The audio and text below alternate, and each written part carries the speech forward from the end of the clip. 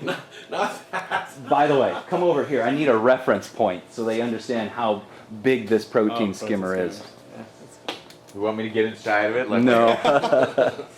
Put my Yorkie in my other skimmer. Just to give you an idea of some certain size protein skimmer, Scott, how tall are you? I'm 7'4". 5'6". 5'6", and gosh, that protein skimmer is just a little bit taller than you. Goodness gracious, how big a tank would you have to put on that on to make it work right? Okay, let's go back here and talk a little bit about protein skimmers. We've kind of gone through and discussed the 4 means of getting the air into the protein skimmer. One of them would be the air pump and air stone, or wooden air stone, that creates a fine mist of bubbles. The second one would be a venturi valve hooked up with a water pump, the venturi valve being on the discharge side of the water pump, and that in turn blows air into the body of the protein skimmer. The next would be what's referred to as induction, or some people might know it as a downdraft style. And then the fourth would be The pinwheel. the pinwheel, which you Aspiration. aspiration. Okay. So tell us a little bit about the downdraft skimmer design. We haven't spoke much about that yet. Induction or downdraft, it's a pretty ingenious way actually of bringing air into a reactor, and that you're basically just using the vacuum force created by the flow of water through a tube. It's much like a Venturi apparatus, it's just not as finely tuned. And when the water's blowing through this the port or the assembly, it just pulls air in from the atmosphere, and then they smash together in the bottom of the protein skimmer in their kind of mixture chamber. Okay, so the air is introduced obviously in a different way, but the whole design of the skimmer and how the air gets in there is completely different, yes?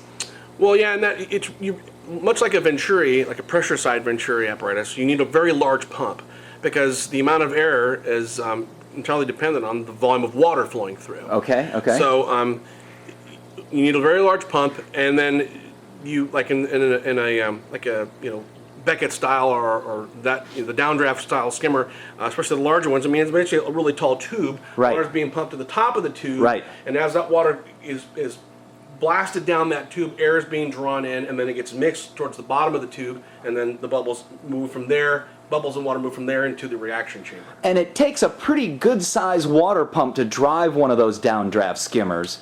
If I remember right, the version I had years ago used like a large Iwaki 100, Right. and I was always afraid that the top of that protein skimmer was going to jet off like a fire hose or something like that. Well, yeah. Not necessarily efficiency. I mean, there's a big expense there in operating that water pump, yes? Yeah. Well, you bring up a really good point, Jim, and that is efficiency isn't just an issue of design of the skimmer itself, but performance of the skimmer, function of the skimmer. And that's one of the drawbacks with like pressure side Venturi apparatus, for example, that are used in large public aquarium. It takes a very large pump to create that pressure differential, to induct all that air and to get it into the reaction chamber. Right. And the same thing with the downdraft. You need a very large, very powerful pump to get enough air in there to create your bubbles. And the other big problem that both those designs have is that there's no uniformity to the bubbles. You're just Okay, pulling right, them in, right, and you're right. getting some little teeny bubbles and medium and large and jumbo bubbles, and that affects everything from contact time to fomate ststability, all those things. I mean, I've seen at some of the large wholesalers in LA back in the mid 90s, a lot of them had these big downdraft skimmers because that was when they became very popular.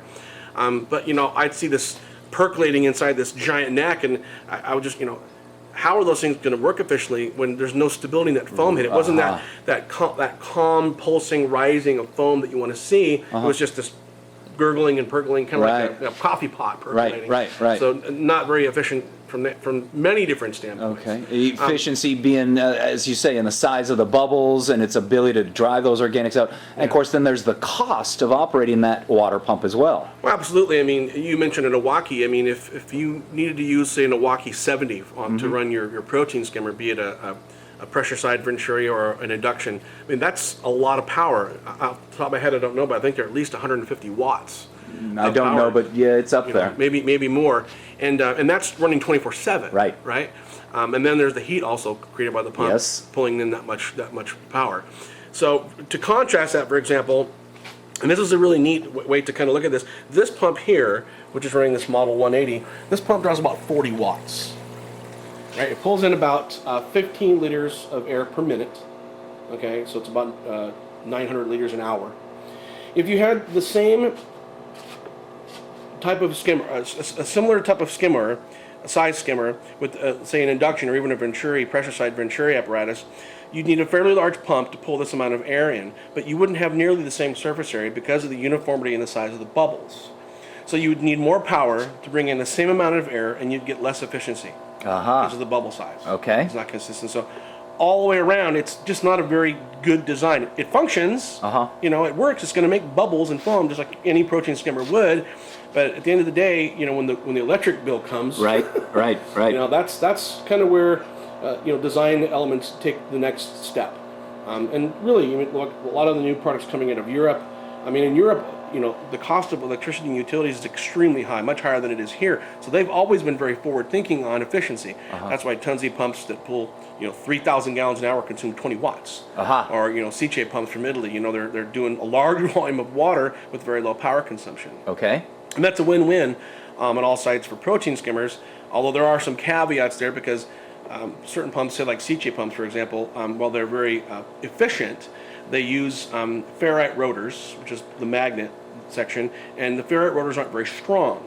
So you can't fill a very tall chamber, and you can't get the same kind of efficiency out of the motor as you would get with, say, a rare earth phosphor motor, which is what we use in these motors. Okay, so you've used a couple of interesting words there.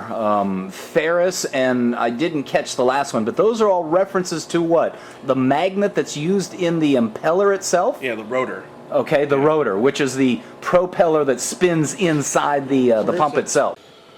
So this is a pinwheel impeller assembly, and it's comprised of a few different components, and it's nice to be able to be intelligent when talking about this stuff, because a lot of times, you know, when people call, they're not sure what to call this. Okay. So I would call this an impeller assembly. Impeller assembly, all right. And it consists of a number of different parts. It consists of the rotor, which is this section here, which is the magnet. Okay.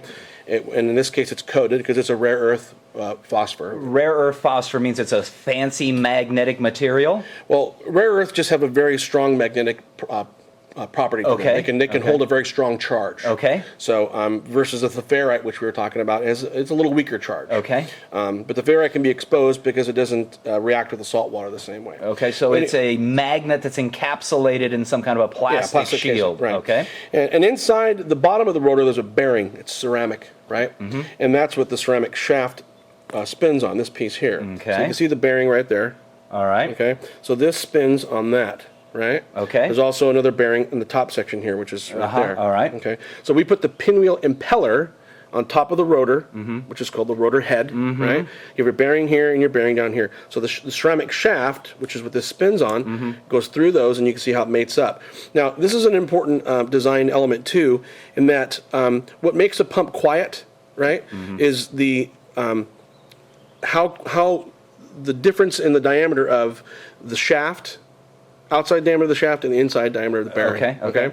And so the closer they are in diameter, in dimension, the less of a delta there is, right? Space. Okay. And so, I mean, obviously there has to be some space or it wouldn't spin. Right. But if there's the right amount of space, you'll get a nice spin, nice rotation. But if there's too much space, you'll get this rattling. A wobble on the shaft. Right, and that's what makes a pump noisy. Okay. So let me just kind of backtrack for a second here. What you're holding in your hand, for all intent and purposes, is the only moving part in the entire water pump. Yeah, this part right here. This impeller assembly. So again, it's the only moving part, and it spins on that ceramic shaft. Yep. The greater the tolerance, or the better the precision that's made, will minimize the amount of time or wobbling or rattling or chattering that it does as it spins on the shaft, which ultimately leads to noise. Right, because as this moves and too much, for example, vibrates too much, that gets transferred to the motor housing, which gets transferred to the sump, transferred to the cabinet, to the floor, blah, blah, blah, blah, blah. So it basically becomes an acoustic device. Okay, okay. Amplified, and you hear the resonant vibration. So, and one of the reasons that, for example, Eheim pumps are very quiet is that the tolerances to which they're assembled, for example, where this bearing and this bearing are placed in the concentricity of those two pieces, allows them to have greater precision of spacing. Okay. So, for example, I mean, this is this goes to the pumps that we use. The delta here is about 0.05 mm. Okay. Okay. That's... On an Eheim, it's about 0.03 mm. Oh, okay. Okay. The difference is that this pump costs, you know, $60 and an Eheim costs $200. Right. But you pay what you get. You get what you pay for. Right. But it also makes it quieter. Okay. And there are a few other factors: quality of the potting material that the motor's filled with, the epoxy potting and stuff. But this is the key one right here.